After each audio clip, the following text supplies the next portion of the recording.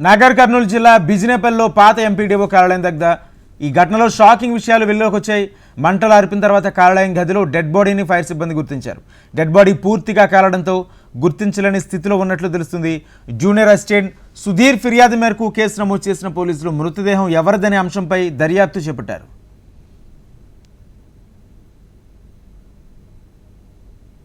నిన్న సెలవు రోజున ఆదివారం రోజున సాయంత్రం 4 గంటల ప్రాంతంలో మా పాత ఎంపీడీఓ ఆఫీస్ కార్యాలయంలోని ఒక గదిలో ఫైర్ జరుగుతున్నట్టు, పొగలు వస్తున్నట్టు నాకు మా వాచ్మెన్ ఫోన్ చేయడం జరిగింది.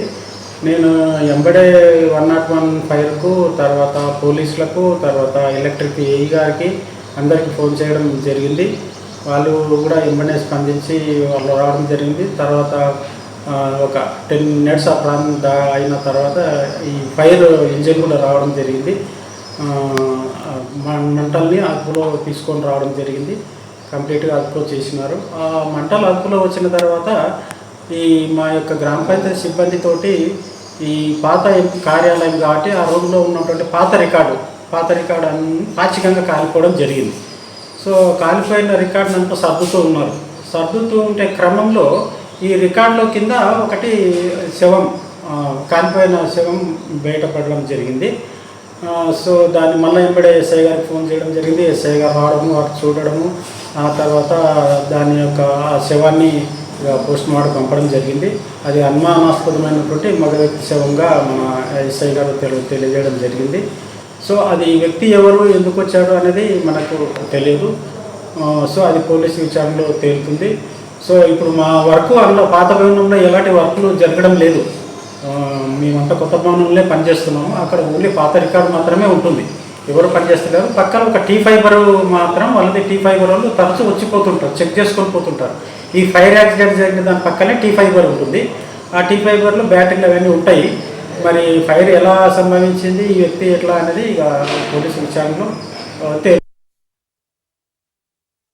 ఇక్కడ పాత ఎంపీడీఓ ఆఫీసులో ఫైర్ జరిగిందని తెలిసింది. తర్వాత ఫైర్ సిబ్బందికి ఎవరో ఇంటిమేషన్ ఇచ్చిండ్రు. మేము వచ్చే వరకు ఫైర్ వాళ్ళు వచ్చిండ్రు. మంటలు ఆర్పుతున్న క్రమంలో మా సిబ్బందిని కూడా తీసుకొని వచ్చాను. ఆ సిబ్బంది ఆ పేపర్స్ మొత్తం తిరిగేస్తుంటే శవం కనిపించింది సార్. ఆ శవాన్ని ఎంబడే మేము పోలీసులకు ఇన్ఫామ్ చేసినాము. పోలీసులు వచ్చి అది ఫోటోలు ఇట్లా తీసుకొని శవాన్ని బయటికి మా సిబ్బందితోని బయటికి పెట్టించిండ్రు. ఆ తర్వాత నైటు శవాన్ని పరీక్షించి గవర్నమెంట్ హాస్పిటల్కి 5 గంటల ప్రాంతంలో మన బిజినేపల్లిలోని MPDO office, old MPDO office building fire accident గురిందని చెప్పి కాల్ వచ్చింది. దాన్ని బట్టి మన ఫైర్ సిబ్బందితో పాటు మన ఎంపీడీఓ స్టాఫ్తో పాటు అక్కడ పోయి మంటలు ఆర్పడం జరిగింది. ఆ క్రమంలో అందాజా 7 గంటల ప్రాంతంలో ఆ ఎంపీడీఓ ఆఫీస్ లోపలికి వెళ్ళి స్టోర్ రూము క్లీన్ చేస్తుంటే అందులో ఉన్న బాక్సులు, అందులో ఉన్న వస్తువులన్నీ బయటికి తీస్తుంటే సడన్గా ఒక మేల్ డెడ్ బాడీ కాలిపోయి ఏజ్ 40 to 45 years ఉండి అలా కనపడడం జరిగింది. దాని డెడ్ బాడీని తీసుకొని Nagar Kurnool government hospital shift చేయడం జరిగింది పోస్ట్ మార్టం కోసం. అది షార్ట్ సర్క్యూట్ వల్ల కానీ మంటలు లేదా వేరే ఇతర కారణాల వల్ల కానీ అయి ఉండొచ్చు అని చెప్పేసి భావిస్తాం.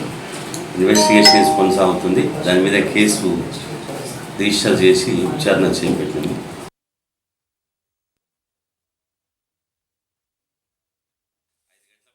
నాగర్ కర్నూలు జిల్లా బిజినేపల్లిలో పాత ఎంపీడీఓ కార్యాలయం దగ్గర ఆ దగ్ధం ఘటనలో షాకింగ్ విషయాలు వెలుగులోకి వచ్చాయి. మంటలార్పున తర్వాత కార్యాలయం గదిలో డెడ్ బాడీని ఫైర్ సిబ్బంది గుర్తించారు. డెడ్ బాడీ పూర్తిగా కాలడంతో గుర్తించలేని స్థితిలో ఉన్నట్లు తెలుస్తుంది.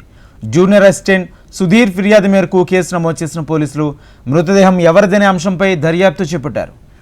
ఇదే అంశానికి సంబంధించి పూర్తి సమాచారం మా ప్రతినిధి నరేంద్రచారి అందిస్తారు. చారి,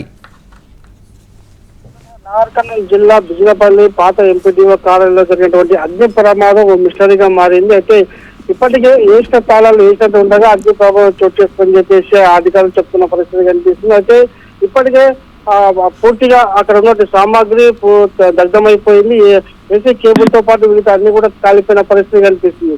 సజీవ దహనం కావడం పట్ల కూడా మిస్టరీగా మారింది. చనిపోయిన వ్యక్తి ఎవరు అనే ఇప్పటికి కూడా గుర్తించడంలో పోలీసులు తలలు పట్టుకున్న పరిస్థితి కనిపిస్తుంది. ఇప్పటికైతే చనిపోయిన వ్యక్తి దాదాపు 45 నుంచి 50 సంవత్సరాలు ఉంటారు చేస్తూ ఆ మృతదేహాన్ని పూర్తిగా 90% కాలే నేపథ్యంలో గుర్తుపట్టలేని విధంగా మృతదేహం కాలిపోయినట్టుగా తెలుస్తుంది. ఈ నేపథ్యంలో ప్రస్తుతానికైతే నాగర్ కర్నూల్ జిల్లా ఆసుపత్రి మార్చడానికి మృతదేహాన్ని తరలించి అతను ఎవరు గుర్తుపట్టేందుకు కూడా పూర్తి స్థాయిలో పోలీసులు విచారణ కొనసాగిస్తున్నారు. ఎవరు ఎందుకు అలా అక్కడికి వచ్చి చనిపోవడం జరిగింది, ఎవరు చంపేశారా, ఎవరైనా మృతదేహానికి అది కావాలని నిప్పు పెట్టారా అన్న దానిపైన కూడా పోలీసులు ఆరా తీస్తున్న పరిస్థితి అనిపిస్తుంది. అయితే ఇలా ఉండగా ఈ పాత ఎంపీటీఓ కార్యాలయంలో కావాలని కూడా ఎవరైనా ఉద్దేశపూర్వకంగా నిప్పు పెట్టారా అనేది మాత్రం ఇప్పటికే విచారణ చేపట్టిన పరిస్థితి కనిపిస్తుంది. ఏదేమైనప్పటికీ తాళాలు వేసి ఉన్న గదిలో చనిపోయినటువంటి సజీవ దహనంలో అయితే ఆ వ్యక్తి ఎవరు అనేది మాత్రం ప్రశ్నార్థకంగా మారింది. అక్కడికి ఎలా వచ్చి ఉన్నారు,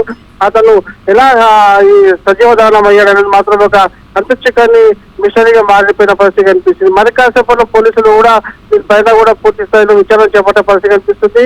ఈ వ్యక్తి ఎవరు వ్యక్తి 45 నుంచి 50 సంవత్సరాలు ఉన్న ఈ వ్యక్తికి సంబంధించి కూడా మిస్సింగ్ కేసులు ఎవరు ఉన్నాయా అనే దానిపైన కూడా పోలీసులు ఆయా స్టేషన్ల వద్ద కూడా పరిశీలిస్తున్న పరిస్థితి కనిపిస్తుంది. ఏదేమైనప్పటికీ ఒకవైపు ఎంపీటీఓ కార్యాలయం పూర్తిగా దగ్ధమైపోవడంతో పాటు అందులో ఉన్న ఫర్నిచర్ దగ్ధమైపోవడం కాక తాళాలు వేసి ఉన్నటువంటి పాత ఎంపీటీఓ కార్యాలయంలోకి ఈ వ్యక్తి ఎలా పోయాడు, అసలు సజీవ దానం ఎలా అయ్యాడు అనే దానిపైన కూడా పోలీసులు పూర్తి స్థాయిలో విచారణ చేపట్టే పరిస్థితి కనిపిస్తుంది.